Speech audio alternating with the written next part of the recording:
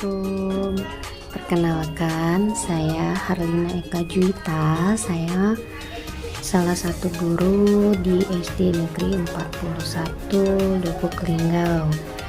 Di sini saya akan mengisi mata pelajaran matematika di kelas 6A, yaitu tentang menafsirkan data dalam sajian tabel dan diagram. Sebelum saya memulai pelajaran, saya mengajak anak-anak kelas 6 untuk sedikit bernyanyi dengan tujuan agar anak-anak belajarnya tambah semangat, kemudian tidak tegang di dalam belajar matematika.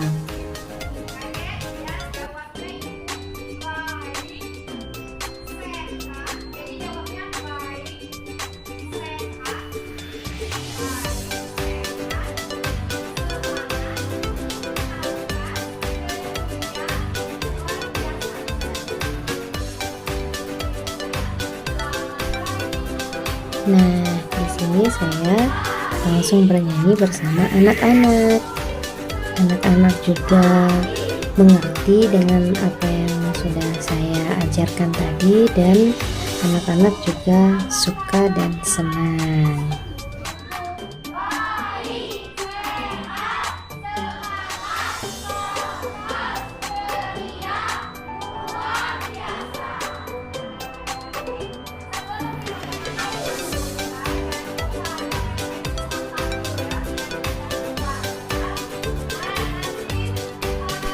Setelah bernyanyi, saya juga memberitahukan kepada anak bahwasanya nanti akan ada ice breaking di akhir pembelajaran.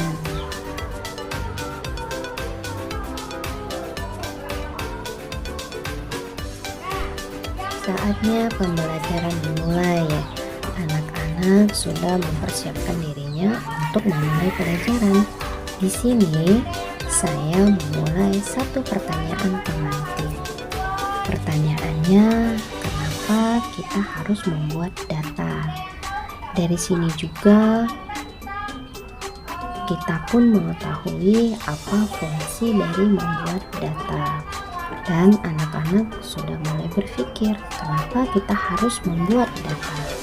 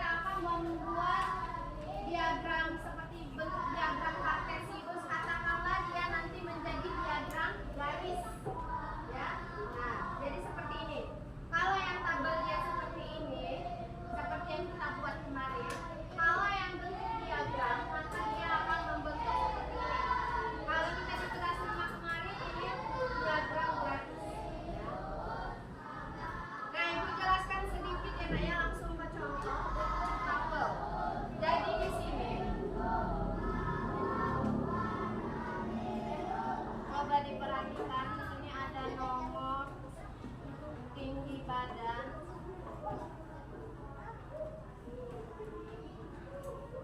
Tinggi badan kita memakai satuannya yaitu sentimeter. Kemudian ada frekuensi. Sementara saya menulis, saya pun memerintahkan kepada anak-anak untuk membentuk kelompok.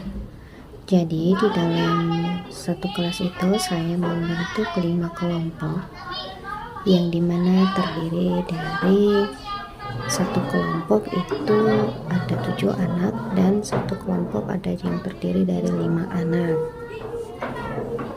Di sini anak pun sudah mulai mempersiapkan bentuk kelompok dari mereka masing-masing, karena saya setiap pembelajaran matematika saya selalu membentuk kelompok-kelompok kecil agar mereka bisa dengan mudah memahami apa yang saya sampaikan. Kemudian jika ada temannya yang susah di dalam memahami materi yang saya berikan, teman-temannya pun bisa membantu. Tidak hanya itu, pekerjaan maupun tugas sekolah, baik itu latihan, saya selalu memberikan tugas kelompok kepada anak-anak kelas 6A. Karena pembelajaran matematika di kelas 6A pembelajarannya itu sudah tinggi, dan kita sebagai guru pun harus bisa mengantisipasi bagaimana caranya agar anak-anak bisa memahami pembelajaran dengan baik, bisa menciptakan bagaimana pembelajaran itu bisa menyenangkan. Karena matematika sebagian anak-anak menganggap sebagai pelajaran yang sangat-sangat sulit dan sebagai momok yang menakutkan. Dengan membagi kelompok, maka pembelajaran bisa berjalan dengan lancar. Dengan membentuk kelompok juga, setiap anak-anak bisa memberikan pendapatnya masing-masing. Jika ada teman yang tidak bisa, maka teman yang lain pun akan membantu.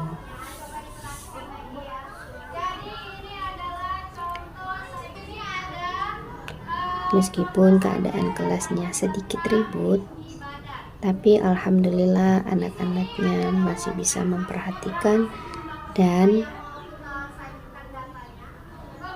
melihat dengan baik apa yang saya jelaskan.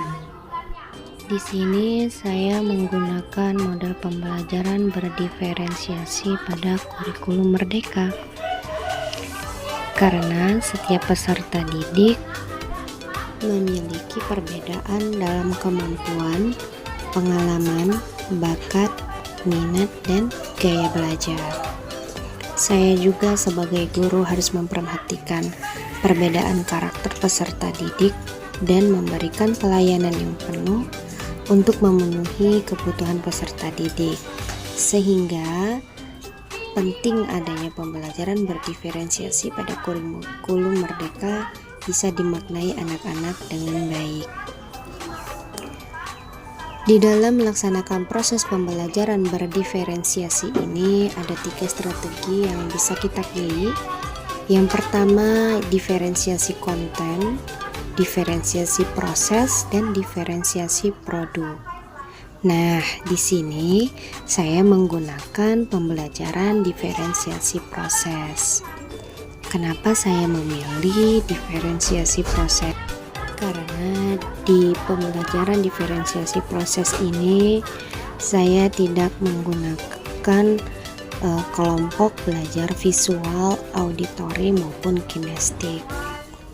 Jadi dengan menggunakan pembelajaran diferensiasi proses, saya tahu bagaimana peserta didik bisa memaknai materi yang saya berikan dengan baik itu secara mandiri ataupun kelompok, yaitu dengan menyediakan kegiatan berjenjang. Di sini juga dengan pembelajaran diferensiasi proses, Saya juga bisa memberikan pertanyaan pemandu ataupun tantangan-tantangan yang saya berikan. Kegiatan pada pembelajaran berdiferensiasi ini dimulai dari pembukaan sampai pada tahap evaluasi. Pada kegiatan pendahuluan tadi telah saya berikan stimulus yang bisa merangsang rasa ingin tahu peserta didik terhadap materi yang akan saya sampaikan. Kemudian, saya juga akan melakukan apersepsi dan memotivasi agar peserta didik selalu bersemangat terhadap kegiatan pembelajaran yang saya berikan, terutama untuk mata pelajaran matematika. Karena dengan menerapkan pembelajaran berdiferensiasi, maka akan bisa memberikan dampak positif bagi sekolah, kelas, dan terutama peserta didik. Jika guru tidak menerapkan pembelajaran yang memberikan perlakuan yang berbeda kepada semua peserta didik, maka hal tersebut dapat menghambat perkembangan peserta didik di dalam mencapai tujuan pembelajaran secara optimal. Namun sebaliknya, jika kita sebagai guru telah mengoptimalkan pembelajaran berdiferensiasi, maka kebutuhan peserta didik akan terpenuhi, sehingga terciptalah pembelajaran yang berpihak kepada peserta didik. Setelah selesai anak-anak menjawab pertanyaan tentang apa itu garis horizontal dan vertikal, saya pun menugaskan satu orang siswa untuk menafsirkan diagram garis yang telah saya buat.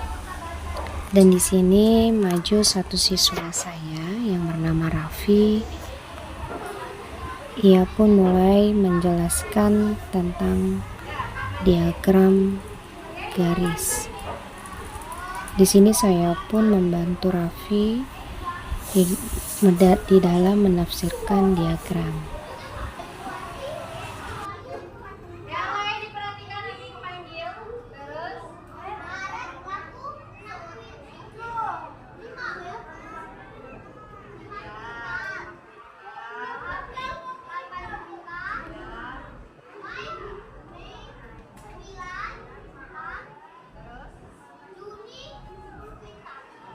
Nah, setelah ini kan hasil panennya.